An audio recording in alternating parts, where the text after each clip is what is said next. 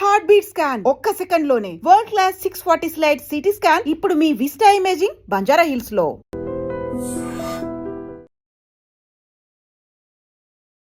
నమస్తే, welcome to I dream. నేను వలి.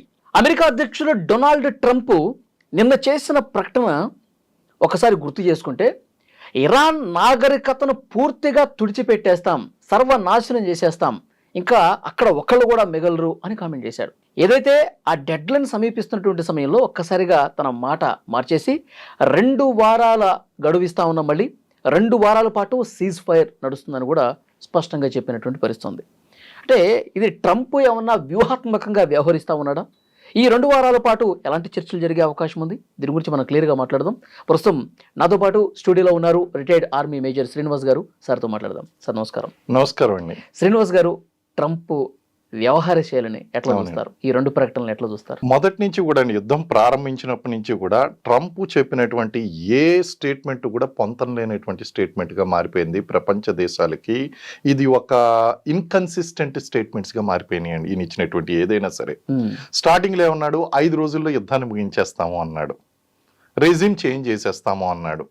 అలాగే ఇరాన్ ప్రజలకు ఒక పిలుపునిచ్చాడు, మీరు అవసరమైతే మీ పాలకులను మార్చుకోండి, తిరుగుబాటు చేయండి అన్నాడు. కానీ సొంత గడ్డ మీద అమెరికా మీదే ట్రంప్కి ఎగనిస్ట్గా ఈరోజు నిరసనలు చేసేటువంటి పరిస్థితిని తీసుకుని వచ్చాడండి. తర్వాత ఆల్ ఓవర్ ఇరాన్, మా లక్ష్యాలు మేము ఛేదించేసాము, లక్ష్యాలను చేరుకున్నాము, ఇరాన్ మొత్తం కూడా అమెరికన్ ఫైటర్స్ అనేటువంటివి ఎగురుతున్నాయి అని చెప్పినటువంటి 1-2 గంటల్లోనే వాళ్ళ F-35ని కూల్చేయడం అనేటువంటిది కనిపిస్తుందండి. ఎక్కడి నుంచి కూడా వార్నింగ్ అంటే ఎన్నిసార్లు ఇవ్వాలి? వార్నింగ్ అంటే ఒక్కసారి ఇస్తారు. డెడ్ లైన్ అనేటువంటిది ఒక్కటే ఉంటుంది. Dead line means that is the final line. అంతే తప్ప డెడ్ లైన్స్, వార్నింగ్స్ ఎవరు పొడిగించుకుంటూ వెళ్ళరండి. అంటే ఒక తెలియనటువంటి, అంచనా వేయలేనటువంటి, ఒక రకంగా చెప్పాలంటే ఈ వర్డ్ ఉపయోగించడం కరెక్ట్ ఏమో, మూర్ఖత్వంతో ముందుకు వెళ్ళాడు ట్రంప్. ఒక రకంగా చెప్పాలంటే మూర్ఖత్వమే. కారణం ఏంటంటే ఈ టైంలో యుద్ధం చేయొద్దు, అమెరికాకి ఎటువంటి స్థితిలోనూ అనుకూలంగా ఉండేటువంటి స్థితి కాదు అని చెప్పి సొంత department of war and intelligence వర్గాలు అతనికి చెప్పినప్పటికీ కూడా అతను ముందుకు వార్కి వెళ్ళాడు. అంటే ట్రంప్ ఎవరి మాట విండు, తన యొక్క అడ్వైజర్స్ మాట కూడా వినడు అనడానికి ఉదాహరణ అండి. ఓకే. అందు గురించి ఈ రోజు ఏమైందంటే, అక్కడ ఉన్నటువంటి కాస్ట్ ఆఫ్ లివింగ్ విపరీతంగా పెరిగిపోవడం వలన అమెరికా చరిత్రలోనే కని విని ఎరగనటువంటి నిరసనలు అనేటువంటివి అక్కడ జరుగుతున్నాయి. అలాగే అమెరికా సెనెట్లో కూడా అక్కడ ట్రంప్కి వ్యతిరేకంగా ప్రపోజల్స్ అనేటువంటివి పెడుతున్నారు, ఇతన్ని దించేయండి అని చెప్పేసి. ఇవన్నీ కూడా చూస్తుంటే కాబట్టి ట్రంప్ ఒక రకంగా చెప్పాలంటే అతని వ్యవహార శైలి అనేటువంటిది వివాదాస్పదంగానే ఉంది. అన్నిటికంటే ఫన్నీ థింగ్ ఏంటి అంటే, ఇప్పుడు మళ్ళీ 2 వారాల పాటు సీజ్ ఫైర్ అన్నాడు, బాగానే ఉంది. కానీ ఈ సీజ్ ఫైర్కి మధ్యవర్తిత్వం వహించింది ప్రపంచంలో అసలు ఎవరు కూడా పేరు కూడా పలకనటువంటి పాకిస్తాన్. ఎవరు కూడా పట్టించుకోరు పాకిస్తాన్. నేనున్నాను అనే అస్తిత్వం కోసం అప్పుడప్పుడు కాశ్మీర్ పేరుతోనూ భారతదేశం మీద వ్యాఖ్యలు చేసి అది ఇంటర్నేషనల్ మీడియాలోకి రావడానికి ప్రయత్నిస్తూ ఉంటుంది. అటువంటి పాకిస్తాను ఇరాన్కి అమెరికాకి మీడియేషన్ చేయడం వలన ఇప్పుడు సీజ్ ఫైర్ అనేటువంటి జరుగుతుందంట. అసలు అమెరికాకి పాకిస్తాన్కి మధ్యన ఏం జరుగుతుందండి? ఆయన వచ్చి అంటాడు, ట్రంప్ వచ్చి అంటాడు, భారతదేశానికి అమెరికాకి మధ్య జరుగుతున్నటువంటి వారిని నేను ఆపేసాను అంటాడు. పాకిస్తాన్ వచ్చి ఏమంటది అంటే, లేకపోతే ట్రంప్ ఏమంటాడు అంటే, ఇరాన్కి అమెరికాకి జరుగుతున్నటువంటి చర్చల్లో పాకిస్తాన్ కీలక పాత్ర పోషించింది అంటాడు. అంటే ఎవరి డప్పాలు కొట్టుకోవడం మానేసి ఒకరి డప్పాలు కొట్టడం మొదలెట్టుకున్నారు వీళ్ళు. అమెరికాకి ఏంటి అంటే భారతదేశం మీదకి పేరు రావడం ఇష్టం లేదు, మోడీ గారికి పేరు రావడం ఇష్టం లేదు. ఇప్పుడు కరెక్ట్గా వ్యూహాత్మకంగా ఆలోచిస్తే గనక ఈ యుద్ధాన్ని ఆపేటువంటి కెపాసిటీ కేవలం 3 దేశాలకు ఉన్నదండి. India, China and Russia. వీళ్ళ ముగ్గురికి మాత్రమే ఆ కెపాసిటీ అనేటువంటిది ప్రస్తుతానికి ఉంది. కానీ ఎక్కడి నుంచి వచ్చింది అసలు ఈ పాకిస్తాన్ దీని గురించి చేయడం అంటే? ట్రంప్ చేసేటువంటి వివాదాస్పదమైనటువంటి వ్యాఖ్యలు పెంచుకుంటూ వెళ్ళిపోదాం. అసలు నిన్న నైట్ ఏమన్నాడండి, అసలు ఈ రోజు రాత్రికి అసలు విధ్వంసం చూస్తుంది, అసలు ప్రపంచ చరిత్రలో ఇరాన్ నాగరికత అనేటువంటిదే ఉండదు, కనుమరుగైపోతుంది. రాతి నాటి కాలానికి వెళ్ళిపోతారు. అంటే చాలా మంది కూడా అనుభవం వేస్తారేమో అని చెప్పి ఆలోచన చేశారు. అసలు ఏం జరగబోతుందని చెప్పేసి రాత్రంతా నిద్రపోకుండా ఎదురు చూసినటువంటి వాళ్ళు కూడా ఉన్నారు. ఇప్పుడు ఈ స్టాక్ మార్కెట్ ఏమవుతుంది అనేటువంటి ఊహించుకునేటువంటి వాళ్ళు, అలాగే ఈ క్రూడ్ ఆయిల్ ప్రైసెస్ ఏమవుతాయని బాధపడేటువంటి వాళ్ళు, ఇవన్నీ వీళ్ళ మార్కెట్ బిజినెస్ మ్యాన్ వరల్డ్ అంతా కూడా చాలా ఉత్కంఠతతో అసలు ఈ రోజు రాత్రికి ఏం జరగబోతుంది, ఎందుకంటే ఆయన మాట్లాడే మాటలు ఆ విధంగా ఉన్నాయి. And total inconsistent statements. అసలు అంటే సార్ ఇరాన్ ని భయపెట్టడం కోసం ఇలాంటి డెడ్ లైన్లు, ఇలాంటి ఇష్టారీతను మాట్లాడటం అంటే నాకు తెలిసి ట్రంప్కి వయసు అయిపోయింది అనుకుంటానండి. ఇంకా మూర్ఖత్వంతో ఏం మాట్లాడుతున్నారు. ఈ రోజుల్లో భయపెడితే భయపడేటువంటి వాళ్ళు ఎవరున్నారు చెప్పండి. ఇప్పుడు నువ్వు ఇరాన్ మీద యుద్ధ విమానాలు ఎగురుతున్నాయి అని చెప్పేసి ప్రపంచ దేశాలకు తెలియజేస్తావా? Is world media is blind? అది ఎవరు చెప్పాలి? వరల్డ్ మీడియా చెప్పాలి. అరే ఇరాన్ ఓడిపోబోతుంది, అసలు ఇరాన్ మొత్తం ఎక్కడ చూసినా సరే టెహ్రాన్ మీద అన్ని ప్రాంతాల మీద కూడా ఈ యొక్క యుద్ధ విమానాలు అనేటువంటి చాలా ఫ్రీగా వెళ్తున్నాయి, ట్రంప్ పై చేయి సాధించాడని వరల్డ్ మీడియా చెప్పాలి, ప్రపంచ దేశాలు చెప్పాలి. అంతే తప్ప నీకు నువ్వుగా చెప్తే అది ఏమవుతుందంటే ఆ మాటకి వాల్యూ పోతుందండి. అసలు ఒసామా బిన్ లాడెన్ని మట్టు పెట్టినప్పుడు, అమెరికన్ సీల్స్ ఆపరేషన్ చేసినప్పుడు బారాక్ ఒబామా ఎంత నిబద్ధతతో ఉన్నాడండి, స్థిత ప్రజ్ఞతతో ఉన్నాడు. అంతా కూడా throughout the operation up to date information తీసుకుంటున్నాడు. ఆపరేషన్ స్టార్ట్ అయినప్పుడు ఎటువంటి అనౌన్స్మెంట్ లేదు, స్టార్ట్ అవ్వకముందు ఎటువంటి అనౌన్స్మెంట్ లేదు, చేయకూడదు కూడా. కానీ ట్రంప్ అయితే కనుక ఖచ్చితంగా ప్రపంచ దేశాలందరికీ ఈ రోజు రాత్రి చంపేయబోతున్నాం అని చెప్పేవాడేమో. అంటే ట్రంప్ యొక్క వ్యవహార శైలి కనుక చూస్తుంటే it is not up to the mark of president of US. ఆ విధంగా సో ఇవన్నీ స్టేట్మెంట్లు అన్ని ఫన్నీగా తీసుకోవాలండి. ఇప్పుడు కూడా మనం చెప్పలేమండి. ఇప్పుడు 2 వారాలు సీజ్ ఫైర్ అంటున్నాడు కదా, ఈ 2 వారాల సీజ్ ఫైర్ అనేటువంటిది దేని మీద ఆధారపడి ఉంటుందంటే there is a 10 pointer discussion is there. 10 points ఉన్నాయండి. ఆ 10 పాయింట్స్ కనుక నిబద్ధతతో వాళ్ళు విన్నట్లయితే, నిబద్ధతతో వాళ్ళు పాటించినట్లయితే అమెరికా ఉంటుంది తప్ప డౌట్ అండి 2 వారాల్లో ఏదో ఒక పిచ్చి పని చేయకమాండు ట్రంప్ మళ్ళీ. ఒకవేళ అదే కనుక చేసినట్లయితే ఖచ్చితంగా దెన్ ట్రంప్కి అది యుద్ధ వ్యూహంగా తీసుకోరు. భవిష్యత్తులో జరగబోయేటువంటి సీజ్ ఫైర్లకి, శాంతి ఒప్పందాలకి శాంక్టిటీ లేకుండా పోతుందండి. ఎవరిని నమ్మరు. అంతే. ఇప్పుడు ఏదైనా ఒక దేశం మీదకి నేను 2 వారాల వరకు నీ మీద నేను ఫైర్ చెయ్యను అని చెప్పి ఆ సీజ్ ఫైర్ ఉల్లంఘన చేసినట్లయితే రేపొద్దున భవిష్యత్తులో ఏదన్నా 2 దేశాల మధ్య ఇలాంటి శాంతి ఒప్పందాలు జరిగినప్పుడు, లేకపోతే సీజ్ ఫైర్, ఇప్పుడైనా సరే సీజ్ ఫైర్ అన్నది ఏంటండి, తాత్కాలికంగా కాల్పుల విరమణ, అంతేగాని యుద్ధ విరమణ కాదు. అవును, మళ్ళీ సిచ్యువేషన్ కూడా అదే ప్రకటన చేశాడు సార్. అవునండి. ఇప్పుడు మా ఫింగర్స్ అనేవి ట్రిగ్గర్ మీద అట్లాగే ఉన్నాయి. మీరు గనక ఆక్రమణ చేస్తే, ఏమన్నా తోక జాడిస్తే గనక వెంటనే మా బలం ఏంటో చూపిస్తాం, బలంగా తిప్పి కొడతామని కూడా కామెంట్ చేశాడు. అది ఉండాలి కూడా అండి. ఇప్పుడు సీజ్ ఫైర్ అన్నప్పుడు వెనక్కి యుద్ధ ప్రిపరేషన్స్ ఏదైతే ఉన్నాయో యుద్ధ రంగం నుంచి వెనక్కి వచ్చేయడం కాదు, ప్రిపరేషన్ అలాగే ఉంటుంది. వాళ్ళు అన్నట్టు చాలా పెర్ఫెక్ట్ గా చెప్పాడు ముస్తాబా కమేనీ చెప్పినటువంటిది చాలా పెర్ఫెక్ట్ విషయం. ఆ ట్రిగ్గర్ మీద మా ఫింగర్ అనేటువంటిది ఉంటుంది, అండ్ ఏ మాత్రం ఉల్లంఘన జరిగినా సరే ట్రిగ్గర్ నొక్కేస్తాం అనేటువంటిది ఇరువైపులా అలాగే ఉంటుంది. సీజ్ ఫైర్ ఈ 2 వారాలు ఏంటంటే డిస్కషన్స్ చేసుకుంటారు, మా ప్రతిపాదనలు వాళ్ళు ఎంతవరకు అంగీకరిస్తారు ఇవన్నీ.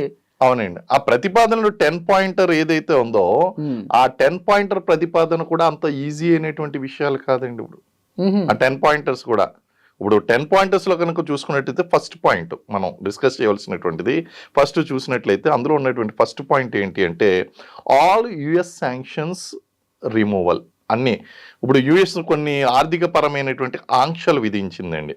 ఆ ఆంక్షలన్నీ కూడా మీరు క్యాన్సిల్ చేసేయండి, రద్దు చేసేయండి అని అమెరికాను అడుగుతుందండి. ఓకే, ట్రంప్ దానికి అంగీకరించినట్లయితే ఎస్, శాంతి చర్చలు అనేటువంటి ముందుకెళ్తుంది. నెంబర్ 1 పాయింట్ అండి. అయితే ఇది ఇరాన్కి చాలా ముఖ్యమైనటువంటి డిమాండ్ అండి. ఎందుకంటే యుద్ధానికి ముందు కూడా శాంక్షన్స్ అనేటువంటి చాలా విధించారు, అందు గురించి వీళ్ళు కోపంగా ఉన్నారు అమెరికా మీద. సో ఈ శాంక్షన్స్ అనేటువంటి ఎందుకు అంత శాంక్షన్స్ విధించవలసి ఉందంటే one of the major oil production అనేటువంటిది ఇరాన్ చేస్తుంది. ఇరాన్ ఎప్పుడైతే ఆయిల్ ప్రొడక్షన్ చేస్తుందో ఆయిల్ ప్రొడక్షన్ చేస్తున్నటువంటి కంట్రీస్ అన్ని కూడా ట్రంప్ గ్రిప్ లో పెట్టుకోవాలని చెప్పేసి చూశాడు. ఆ ట్రంప్ గ్రిప్ లో పెట్టుకోవాలని చూశాడు కాబట్టి వీళ్ళ మీద కూడా శాంక్షన్స్ విధించాడు. కాబట్టి ఇది one of the cause and వార్కి. ఓకే, సో ఇప్పుడు ఏమంటుంది ఇరాను, మా మీద ఉన్నటువంటి అమెరికా విధించినటువంటి ఆర్థిక ఆంక్షలు ఏదైతే ఉన్నాయో వాటిని ఎత్తేయాలనేటువంటి ప్రధానమైనటువంటి డిమాండ్. నెంబర్ 1. నెంబర్ 2 డిమాండ్ దగ్గరకు వచ్చేసరికి రైట్ టు న్యూక్లియర్ ఎన్రిచ్మెంట్. అసలు నేను న్యూక్లియర్ వెపన్స్ అనేటువంటివి నేను తెచ్చుకుంటే నీకేంటి ప్రాబ్లం, నేను తెచ్చుకుంటా. ఓకే, అంటే ఇప్పుడు డైరెక్ట్ గా న్యూక్లియర్ దగ్గర లేవు, ఎన్ని దేశాల దగ్గర లేవు. నేను న్యూక్లియర్ పరమైనటువంటి ఏ విధమైనటువంటి ప్రొక్యూర్మెంట్ చేసినా సరే నీకు ఇబ్బంది అని చెప్పేసి అంటున్నావు. మరి యుఎస్ దీన్ని చాలా స్ట్రాంగ్ గా వ్యతిరేకించింది. One of the main reason for attacking also, అంతేగా, one of the main reason. ఎందుకంటే ఇక్కడ అణు కార్యక్రమాల పేరుతో అణువాయుధాలని తయారు చేస్తుంది అనేటువంటి పిక్చర్ వరల్డ్కి ఇచ్చాడు. వరల్డ్కి ఇచ్చి ఇరాన్ని ఒక విలన్ని చేశాడు. మరి ఆ మాటకు వస్తే మరి పాకిస్తాన్ దగ్గర ఈరోజు నెగోషియేషన్ చేసినటువంటి పాకిస్తాన్ దగ్గర ఎన్ని అణువాయుధాలు లేవు. అణువాయుధాలు లేకపోవడం కదా, డైరెక్ట్ గా థ్రెట్ చేస్తుంది కదా, మేము అణుయుద్ధం చేస్తాము, అణువాయుధాలు ప్రయోగిస్తామని చెప్పేసి. అంటే మరి మనం కిరాణా హిల్స్ లో ఉన్నటువంటి ఆ యొక్క అణు నిల్వలు ఏదైతే ఉన్నాయో అవి రాకుండా మనం ఎంట్రీ ఎగ్జిట్ పాయింట్స్ ని కొట్టి పడేసామండి అప్పుడు కిరాణా హిల్స్ లో ఉన్నటువంటి ఆపరేషన్ సింధూర్ టైంలో. సో ఓపెన్ గా చెప్తున్నటువంటి టెర్రరిస్ట్ కంట్రీ పాకిస్తాన్ వదిలిపెట్టేసి నువ్వు ఇరాన్ గురించి నువ్వు మాట్లాడితే yes there is a problem. Iran యొక్క ఆలోచనలో కూడా కొన్ని తీవ్రమైనటువంటి ఆలోచనలు ఉన్నాయి. అలాగే అందులో ఫినటిజం అనేటువంటిది కూడా కనిపిస్తూ ఉంటుంది. అలాగే కొంచెం మతపరమైనటువంటి ఉన్మాదంతో ఉన్నటువంటి కంట్రీస్ చేతిలో అణువాయుధాలు ఉండడం అనేటువంటిది ఒక రకంగా డేంజరస్ కాదని అన్నాం. కానీ there is a ways and means to do it. Particular గా ఇరాన్ మీద పర్టికులర్ గా నువ్వు ఫోకస్ చేసినప్పుడు నువ్వు వరల్డ్ కంట్రీస్ అందరి మీద చెయ్యి, లేదా 1 by 1 చేసుకుంటారా? ఓ పక్క నుంచేమో పాకిస్తాన్కి నువ్వు ఫ్రీ హ్యాండ్ ఇచ్చి మరో పక్కన ఇరాన్కి ఫ్రీ హ్యాండ్ ఇవ్వకుండా, అంటే ఇప్పుడు వీళ్ళకి ఇచ్చినంత మాత్రం వారికి ఇక్కడ ఇవ్వడము తప్పే, అక్కడ ఇవ్వడము తప్పే, రెండు కూడా. ఇప్పుడు ఏమంటుందంటే రైట్ టు న్యూక్లియర్ ఎన్రిచ్మెంట్, మేము న్యూక్లియర్ ప్రోగ్రామ్స్ కంటిన్యూ చేసుకుంటామో మీరు మాకు అడ్డుపడడానికి వీల్లేదు. Second condition. అసలు ఇంత యుద్ధం జరిగింది దీని గురించి, దీనికి యాక్సెప్ట్ చేస్తుందా? దీనికి యాక్సెప్ట్ చేయి. ఇప్పుడు ప్రెషర్ లో ఉందండి. టు బి వెరీ ఫ్రాంక్ ఏంటి అంటే ఇప్పుడు వారంగా చెప్పి కార్నర్ లో పెట్టి ఇరాన్ నొక్కేసింది. ప్రపంచ దేశాల ముందర అమెరికా పరువు పోయింది ఆల్రెడీ. ఇప్పుడు ప్రత్యేకించి పోవాల్సినటువంటి అవసరం లేదు. సొంత గడ్డలో ట్రంప్ యొక్క పరువే పోయింది. అండ్ ఇప్పుడు మేజర్ లాస్ అనేటువంటిది ఇరాన్ కాదు, ఇరాన్ కంటే ఎక్కువ లాసు అమెరికాకి. ఆయుధ వ్యాపారం చేస్తుంది. ఆయుధ వ్యాపారం చేస్తున్నప్పుడు F-35 విమానాలు ఏదైతే ఉన్నాయో ఆ విమానాలు అనేటువంటివి చాలా స్ట్రాంగ్ అని చెప్పేసి వాళ్ళు చెప్పుకున్నారు. మరి అంత స్ట్రాంగ్ స్టెల్త్ విమానాలని ఇరాన్ కొట్టేసింది అంటే ఆ విమానాలు ఎందుకు పనికిరావనే కదండి దాని ఉద్దేశం. రేపొద్దున ఆయుధ వ్యాపారంలో కూడా అమెరికా వెపన్స్ కూడా ఎందుకు పనికిరావు, అమెరికన్ ఎయిర్ క్రాఫ్ట్స్ కూడా ఎందుకు పనికిరావు అనేటువంటి సిగ్నల్ అక్కడ. అంతకుముందు మనం F-16s కొట్టాం, అమెరికా ఇచ్చిందే. F-16 మనం పడగొట్టామండి. ఆపరేషన్ బాలాకోట్ సందర్భంలో జరిగినటువంటి ఆపరేషన్స్ లో F-16 కొట్టాం మనం. సో ఆ విధంగా కనుక చూస్తే అప్పుడు అమెరికన్ వెపన్స్ వేస్ట్ అయినాయి నిరాధారమని. ఇప్పుడు ఇరాన్ లో జరిగినటువంటి యుద్ధంలోనూ కూడా ఎయిర్ క్రాఫ్ట్స్ అనేటువంటి కూలిపోతున్నాయి. రకంగా ఎవరు పరుగుపోయిందండి? అమెరికాదే. డైరెక్ట్ గా నేను కొడతాను అని బెదిరించాలి తప్ప వీళ్ళు కొట్టకూడదు. కొడితే వాడు కొట్టేస్తాడు. ఇప్పుడు బలవంతుడు బలహీనుడు ఉన్నాడండి. బలవంతుడు చేతిలో బలహీనుడు దెబ్బతింటే క్వైట్ ఆపోజిట్ గా ఆ మాత్రం కొట్టలేంటి బలవంతుడు అంటారు.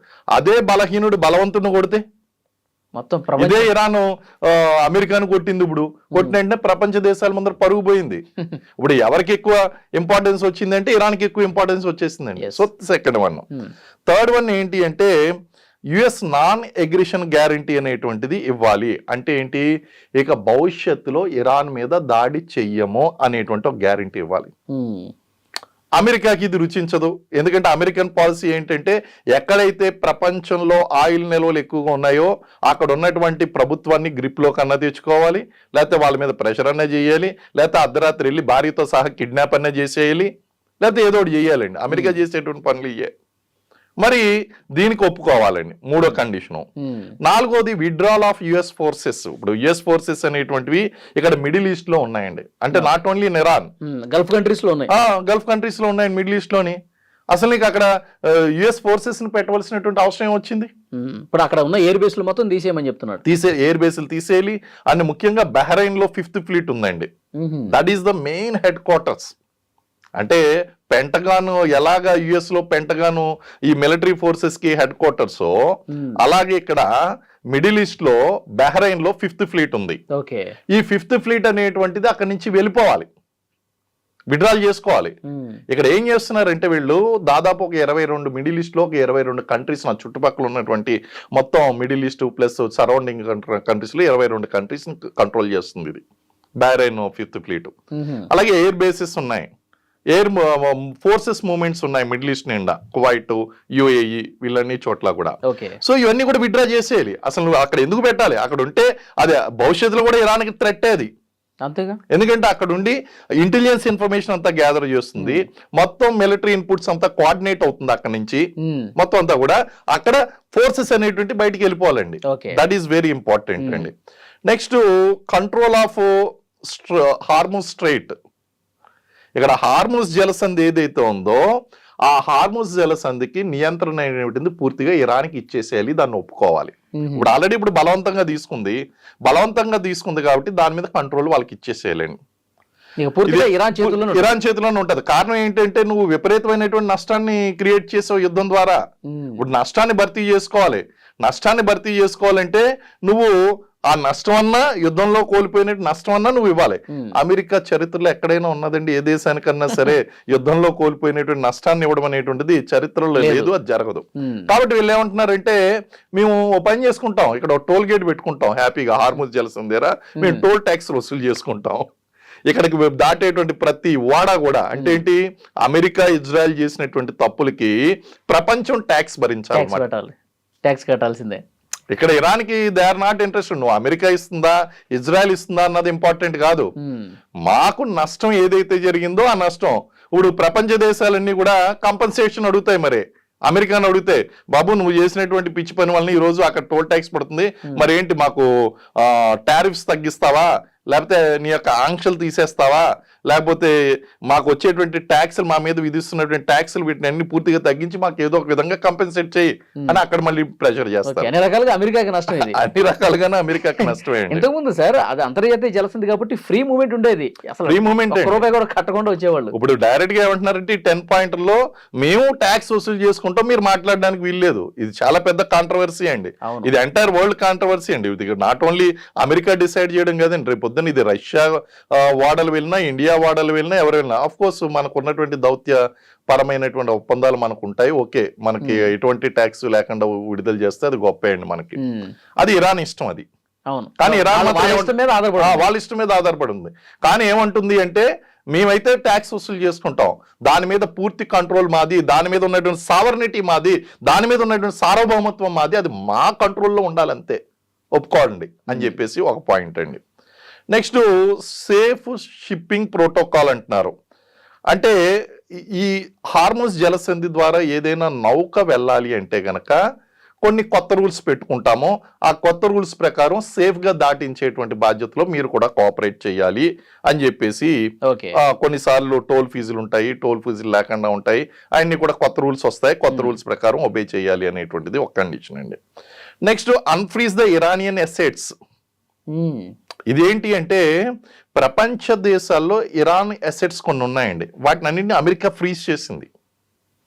యుద్ధం స్టార్ట్ అయిన వెంటనే వాటిని ఫ్రీజ్ చేసేయడం అనేటువంటి ఆ విదేశీ నిధులు ఏదైతే ఉన్నాయో, ఇరాన్ డబ్బు ఎక్కడెక్కడైతే ఉన్నాయో ఆ ఫ్రీజ్ చేసినటువంటి డబ్బులన్నీ కూడా వెంటనే విడుదల చేయాలి.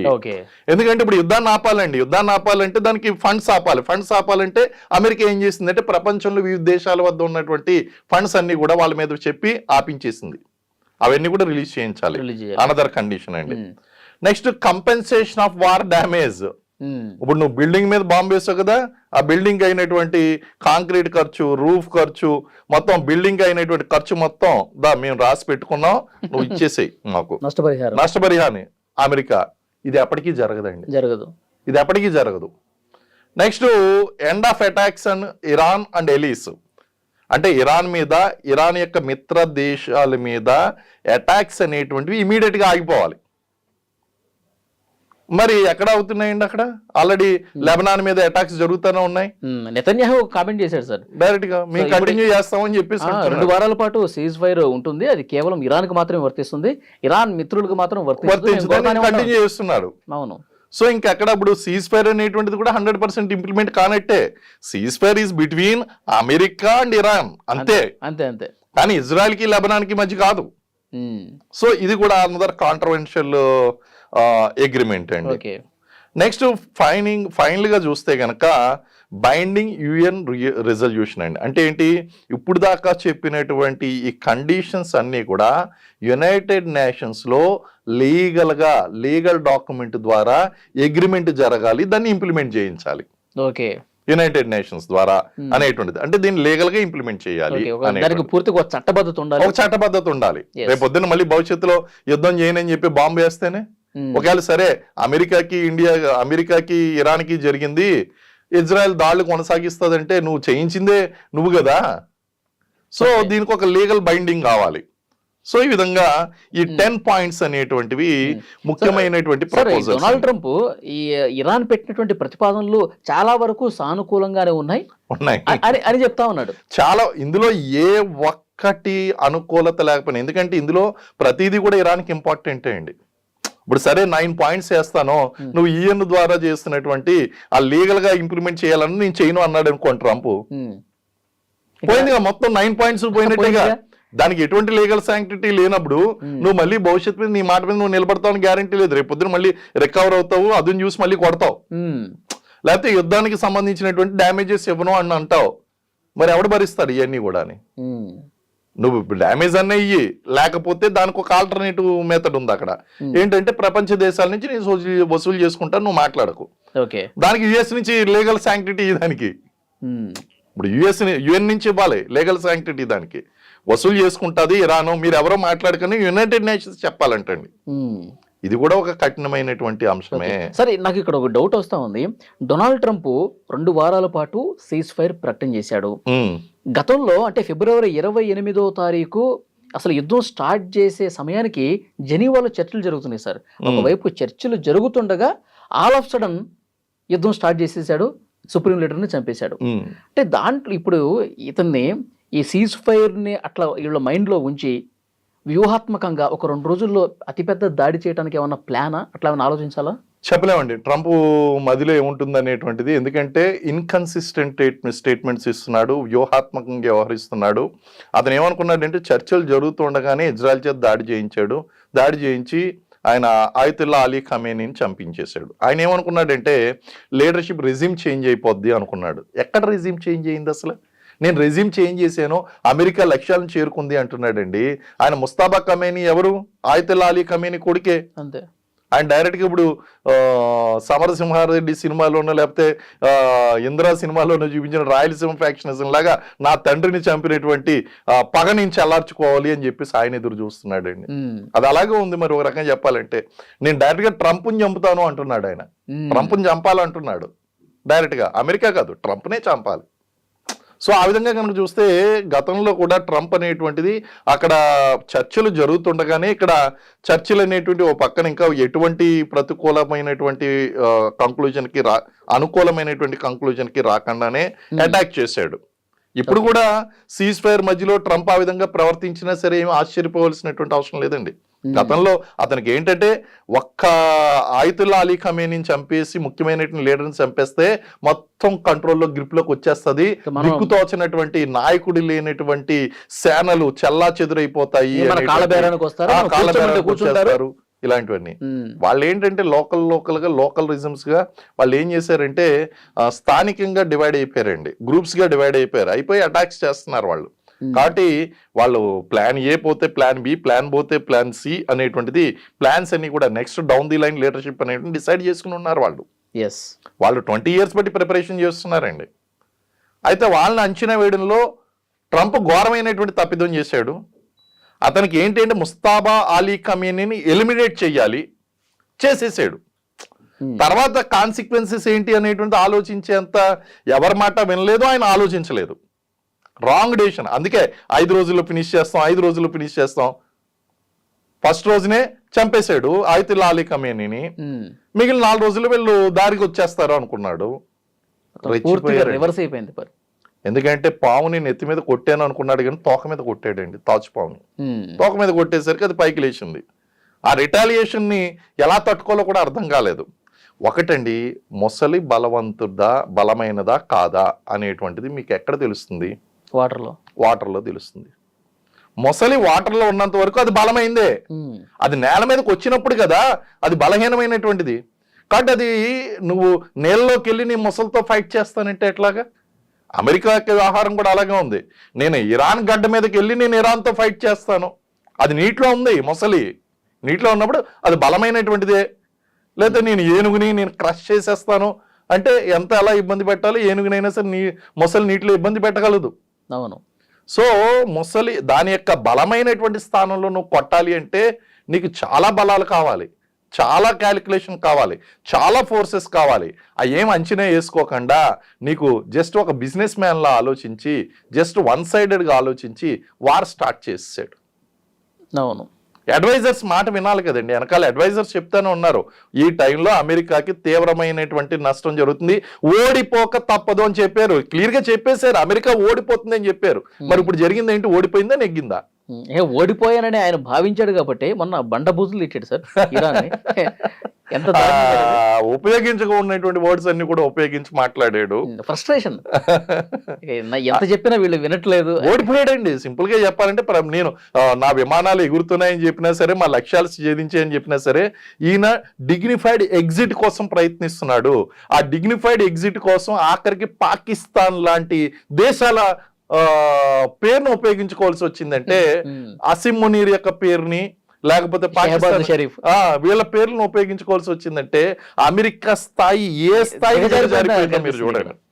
మీరు చెప్పండి, రష్యా మాకు మీడియేటింగ్ చేస్తున్నానండి, పోనీ చిరకాల శత్రువు పక్కన పెట్టేయండి. చైనా మీడియేటింగ్ చేస్తుందని చెప్పండి, చిరకాల శత్రువు పక్కన పెట్టేయండి. ఇండియా న్యూట్రల్ గా ఉంది కదా, నువ్వు శత్రువుగా భావించినా సరే మిత్రులుగా భావిస్తున్నాగా. ఇంకా విశ్వగురు ఎక్కడ పెరిగిపోతాడో ఆయన ఇమేజ్ అని చెప్పి, ఆయన ఇమేజ్ పెరిగిపోతుంది అనేటువంటి కేవలం పక్కనుండి పక్కనున్న ఒక చవటని పక్కన లేపి ఆ చవటతోని మేము చేయించుకున్నాము, మీడియేషన్ చేయించుకున్నాం అంటే ఆ కంపు నీకు అంటుకుంది కదా, ఆ గబ్బు నీకు అంటుకుంది. అంటే you are getting mediate Pakistan mediation చేస్తేనే తప్ప నీకు డిగ్నిఫైడ్ ఎగ్జిట్ దొరకడం లేదా? How PT. అమెరికా యొక్క ప్రతిష్టని ఎంత దిగజార్చాలో అంత ఘోరంగాను దిగజార్చేసాడు. చరిత్రలో అసలు ఏ అమెరికా ప్రెసిడెంట్ చేయనటువంటి తప్పులో ఆ మూర్ఖత్వం కనిపిస్తుంది. ఆ మూర్ఖత్వం కనిపిస్తుంది. అసలు అమెరికా పరువుని పాతాళానికి నెట్టేశాడు, ప్రతిష్టను దిగజార్చి పడేసాడండి. అసలు ఏ ప్రెసిడెంట్ ఈ విధంగా ప్రవర్తించాడండి అమెరికా ప్రెసిడెంట్? ఓకే. సో అందు గురించే ట్రంప్ కూడా ఏంటంటే ఓడించేద్దాం అంటే నెక్స్ట్ ఎలాగో వచ్చేటువంటి అవకాశం లేదు. అక్కడ అమెరికన్ రాజ్యాంగం ప్రకారం ఏ వ్యక్తి కూడా 2 సార్లు కన్నా ఎక్కువ రావడానికి అవకాశం లేదు. ఉన్నప్పుడే ఏదో చేసేయాలి, అది మంచిగా చెడా ఆ గుడ్డిగా వెళ్ళిపోతా ఉన్నాడు. అసలు ఒక లాస్ట్ ఆపరేషన్ సింధూర్ టైంలో నాకు నోబెల్ ప్రైజ్ కావాలి, శాంతి బహుమతి కావాలి అడిగినటువంటి ట్రంప్ ఏనా ఈ పనులన్నీ చేసింది? అసలు అప్పుడు ట్రంప్కి ఇప్పుడు అడగమనండి, నోబెల్ శాంతి బహుమతి ఇప్పుడు అడగమనండి. అన్ని యుద్ధాలు ఆపేస్తుంది నేనే అన్న వ్యక్తి యుద్ధాన్ని ఎలా ప్రారంభించాడు? అది కదా, ఆ యుద్ధాన్ని ప్రారంభించి ప్రపంచ దేశాలన్నింటినీ కూడా ఇరికాటంలో పెట్టాడు. ఈరోజు గ్యాస్ సిలిండర్ కోసం ఎందుకు కొట్టుమిట్టాడవలసి వస్తుంది? ఆ పాపం ట్రంప్ది కాదా? ఈరోజు మన ట్రాన్స్పోర్టేషన్ అమెరికా లాక్డౌన్లో ఉందండి, స్మార్ట్ లాక్డౌన్లో ఉంది, సింగపూర్ లాక్డౌన్లో ఉంది, బంగ్లాదేశ్లో పెట్రోల్ బంకులు మూసేస్తున్నారు. మరి ఈ సిచ్యువేషన్కి అన్నిటికీ కారకులు ఎవరు? ఈరోజు బంగారం మీద పెట్టుబడి పెట్టినటువంటి వాళ్ళందరూ కూడా బంగారం పెరుగుతుంది కదా అని చెప్పి ఊహాగానాలు 3 లక్షలు పెరిగిపోతుందని చెప్పేసి పెట్టుబడులు పెట్టారు. 5 లక్షలకి వెండి వెళ్ళిపోతుందని పెట్టుబడి పెట్టారు. దడేలు మనకి కింద పడిందండి యుద్ధ ఎఫెక్ట్ కారణంగా. మరి షేర్ మార్కెట్ చూడండి, లక్షల కోట్ల ఆవిరైపోయింది. ఈ పాపం అంతా ఎవరిది? ట్రంప్ది కాదా? అమెరికా, ఇజ్రాయిల్ అండ్ ఇరాన్ కొట్టుకోవడం ఏంటి? భారతదేశంలో ఉన్నటువంటి ఇన్వెస్టర్స్ పరిస్థితి రాత్రంతా నిద్రపోలేదు ఇన్వెస్టర్స్. ఏంటి ఏం జరుగుతుంది, పెట్టుబడి పెట్టాలా పెట్టకూడదు, ఇప్పటికే ఎగిరిపోయింది, పెట్టుబడి మొత్తం విత్డ్రా చేసుకోవాలా, ఏం చేయాలి, కొత్త పెట్టుబడులు పెట్టాలా, ఏం అర్థం కాని పరిస్థితి. వలాటైల్ మార్కెట్ అండి, టోటల్ వలాటైల్ మార్కెట్. సార్ ఫైనల్ గా చెప్పండి, ఇరాన్ ప్రతిపాదనలకి అమెరికా ఒప్పుకోకపోతే ఈ 2 వారాలు గడిచినా మళ్ళీ కథ మొదటికి వస్తే, హర్ముజ్ జలసంధి అలాగే మూసి ఉంచితే అమెరికా ఏం చేయబోతుంది సార్? ఫైనల్ గా ఏం చేయబోతుంది? తప్పనిసరి పరిస్థితిలో వాళ్ళు ల్యాండ్ వార్కి వెళ్ళాలనేటువంటిది. ఇప్పుడు ఆల్రెడీ ఇంకొక విషయం మర్చిపోతున్నారండి, ఇక్కడ 3500 పీపుల్ ని ల్యాండ్ ఫోర్సెస్ ని దించాడు. ఇప్పుడు ఆల్రెడీ ల్యాండ్ మీద ఉన్నారా ఇరాన్ వాళ్ళు? అక్కడ ఇరాన్ గడ్డ మీద చుట్టుపక్కల వాళ్ళ యొక్క American Gulf middle east basis లోకి వచ్చి చేరుకుని ఉన్నారు. వాళ్ళకి కావాల్సింది ఏంటి అంటే, వాళ్ళకి కావాల్సింది చాలా ఇంపార్టెంట్ పాయింట్ చెప్తున్నాయండి. ఈ పాయింట్ ఎవరు కూడా టచ్ అయినటువంటి పాయింట్. ఇక్కడ వీళ్ళకి కావాల్సింది ఏంటంటే కొంత రియాక్షన్ టైం కావాలండి. వచ్చిన వెంటనే ఏది ఎక్కడ ఉందో తెలియడానికి వాళ్ళకి టైం పడుద్ది. కాబట్టి ఇప్పుడు వాళ్ళు స్టడీ చేయాలి, అక్కడ ఉన్నటువంటిది అంతా కూడా స్టడీ చేయాలి. ఈ 2 వారాల సమయం కూడా ఈ 3500 పీపుల్కి స్టడీ టైంగా మారుతుంది, ఓహో, రియాక్షన్ టైంగా మారుతుందండి. వీళ్ళ టాక్టికల్ ప్లాన్స్ ఇవి అన్ని కూడా వీళ్ళు బాగా స్టడీ చేసుకుంటారు. ఇది మంచి రియాక్షన్ టైం అండి. ఇది ట్రంప్ యొక్క వ్యూహంలో ఇది కూడా ఒక భాగం. అసలు న్యూక్లియర్స్ ఎక్కడెక్కడ ఉన్నాయి, ఎక్కడెక్కడ ఇన్స్టాలేషన్స్ ఉన్నాయి, ఎక్కడ ఏ ప్రాంతాలు ఉన్నాయి, గుహలు, ఆ కేవ్స్ అనేటువంటి అండర్ గ్రౌండ్ బంకర్స్ అనేటువంటి ఎక్కడ ఉన్నాయి, మంచిగా స్టడీ చేసుకుంటాయండి ఈ ల్యాండ్ ఫోర్సెస్ ఇప్పుడు. అలాగే నెక్స్ట్ ఇంకొక 10,000 దించుతాడు. మొత్తం 3,000 కాదు actual land forces. Trump plan is to get the 10,000 people. ఈ 2 వారాల్లో సర్దుకుంటాడండి. కాబట్టి ఇది ఈ విషయం వీళ్ళకి కూడా తెలుసు, ఇరాన్ కూడా. వీళ్ళు కూడా ఏం చేస్తారంటే ఈ 2 వారాల్లోనూ 10 lakh పీపుల్ ఫోర్సెస్ ని వీళ్ళు తయారు చేసుకుంటారు. 10 lakh దేశానికి పిలుపునిచ్చారు. యువకులందరూ కూడా ముందుకు రండి, దేశం కోసం ప్రాణాలు అర్పించడానికి సిద్ధంగా 10 lakh అండి. వాళ్ళ టార్గెట్ 10 lakh, 10 లక్షల మంది ఇప్పుడు కావాలి వీళ్ళని ఎదుర్కోవడం కోసం. సో ట్రంప్ యొక్క వ్యూహం కేవలం చర్చలు మాత్రమే కాదు, దీని వెనకాల 3,500 పీపుల్ యొక్క ప్రిపరేషన్ దాగి ఉంది. కాబట్టి దీని తర్వాత ఒక భీకర యుద్ధమే జరుగుతుంది 2 వైపుల నుంచి కూడా. చర్చలు కనుక విఫలం అయిందంటే, చర్చలు విఫలం కావడం కాదు, విఫలం చేస్తాడు ట్రంప్. ఇప్పుడు చర్చలకు ఒప్పుకున్నట్టయితే డిగ్నిఫైడ్ ఎగ్జిట్ కాదు అది. కాబట్టి అమెరికా ఇరాన్ ని ఓడించాలి. This is the reaction time. అందరిని చంపైనా నాదే పై చేయి అని చెప్పి చూపించుకునే ప్రయత్నం చేస్తాడు. అమెరికాని ఎలా నష్టపోయినా సరే ఇప్పుడు ఒకటే మార్గం అండి, యుద్ధం ఆగాలంటే ట్రంప్ని అక్కడ పదవిలోంచి దించేయాలి. ఇది ఒక్కటే మార్గం అండి. ఉంది కదా, ఇంకా 2 ఏళ్ళు ఉంది కదా సార్. ఇప్పుడు ప్రపోజల్ పెట్టారు అక్కడ మొత్తం అందరూ కూడా, అక్కడ ఉన్నటువంటి వాళ్ళందరూ కూడా. అమెరికాలో ఒక క్లాజ్ ఉందండి. ఆ క్లాజ్ ప్రకారం ట్రంప్ ని పక్క తప్పించాలి అనేటువంటిది కూడా ఒక క్లాజ్ నడుస్తుంది. దాని ప్రకారం ఏమైనా ఉంటే తప్పిస్తే తప్ప అది జరగదు. కానీ ట్రంప్ ప్లాన్ వెనకాల ఉన్నది ఏంటి అంటే రియాక్షన్ టైం కోరుకుంటున్నాడు. అటాక్ చేసేటువంటి అవకాశం ఉంది ఖచ్చితంగా, అటాక్ మధ్యలోనే, లేదా ఇది అయిపోయిన తర్వాత కూడా చాలా ఫ్యాటల్ అటాక్స్ ఉంటాయి. ఓకే, చర్చలు విఫలం అనగానే వాళ్ళు ఇంకా రంగంలోకి దించేస్తాడు. మీకు ఒక విషయం అండి, ఫైనల్ వార్నింగ్లు ఎందుకు పోస్ట్ పోన్ అవుతున్నాయి? ఎవరైనా సరే అమెరికా అధ్యక్షులు ఏం చేస్తారంటే అడ్వైజర్స్ ని కనుక్కుని స్టేట్మెంట్లు ఇస్తారు. ఈయన ఏం చేస్తాడంటే స్టేట్మెంట్లు ఇచ్చి తర్వాత అడ్వైజర్లు వెనకాల పరిగెట్టాలి. సార్ మీరు ఆ అడ్వైజ్ ఇచ్చారు, ఆ యొక్క స్టేట్మెంట్ వార్నింగ్ ఇచ్చారు, అది సాధ్యపడదు అని చెప్తే ఆ తర్వాత మళ్ళీ స్టేట్మెంట్ మార్చుకుంటాడు. అర్థమైందా? అక్కడ జరుగుతుంది ఏంటి అంటే ట్రంప్ స్టేట్మెంట్ ముందు ఇచ్చేస్తాడు, వార్నింగ్ ముందు ఇచ్చేస్తాడు. అది సాధ్యమా అసాధ్యమా అన్నది అతనికి అనవసరం, వెనకాల అడ్వైజర్ల మాట విండవు, అంటే మూర్ఖంగా వెళ్ళిపోతాడు. తర్వాత వీళ్ళు లబోదివ్వమని ఇట్స్ ఇంపాసిబుల్ అని ఎప్పుడైతే చెప్తారో మళ్ళీ నేను పొడిగిస్తున్నాను అంటాడు. ఈ 2 వారాల సీజ్ ఫైర్ కూడా అడ్వైజర్లు ఇచ్చినటువంటి ఒక రియాక్షన్ టైం అండి అది. అలాగే ఈ ల్యాండ్ ఫోర్సెస్ రియాక్షన్ టైం కావాలి.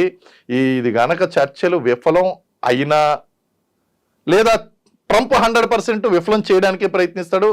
ఆ విఫలం చేసిన తర్వాత ఫ్యాటల్ అటాక్స్ అనేటువంటివి ఉంటాయండి. ఓకే, చూద్దాం సార్ నెక్స్ట్ పరిణామాలు ఎట్లా ఉంటాయి. చర్చలు సఫలం కావాలి, ఏ దేశం కూడా యుద్ధాన్ని కోరుకోవట్లేదు, అంత సవ్యంగా సానుకూల పరిస్థితులు ఉండాలి అని కోరుకుంటున్న నేపథ్యంలో మరి ఏం జరుగుతుందో చూద్దాం. ఈ 2 వారాల గడువు ఎలాంటి ప్రయత్నాలు జరుగుతాయి, మళ్ళీ ఎలాంటి ఈ ప్రకటనలు మళ్ళీ మార్చి ఏమైనా కొత్త ప్రకటనలు వస్తాయా, ఇవన్నీ కూడా మనం తర్వాత మాట్లాడదాం సార్. మంచి విశ్లేషణ అందించారు. Thank you. And for more videos, please subscribe to iDream. Please subscribe to iDream. Please subscribe iDream. And please subscribe to iDream. For more videos, subscribe to iDream. please like, share and subscribe to the channel. Congratulations, iDream. Subscribe to iDream. Subscribe to iDream. So subscribe to iDream Media. iDream ki iDream team andarki huge congratulations. Please subscribe iDream Media. Please subscribe to iDream. Subscribe iDream. Please subscribe to iDream. iDream అంటే నా కళల ఛానల్ను subscribe చేసుకున్న నోరు తిరుగుతలేదు, మీరైతే గంట గుర్తు కొట్టండి. For more such videos, please subscribe to iDream. Subscribe to iDream. Please subscribe to iDream. Please subscribe iDream Media. Please do subscribe to iDream. Please subscribe to iDream Media. For best entertainment and information, please subscribe iDream. And don't forget to subscribe to iDream.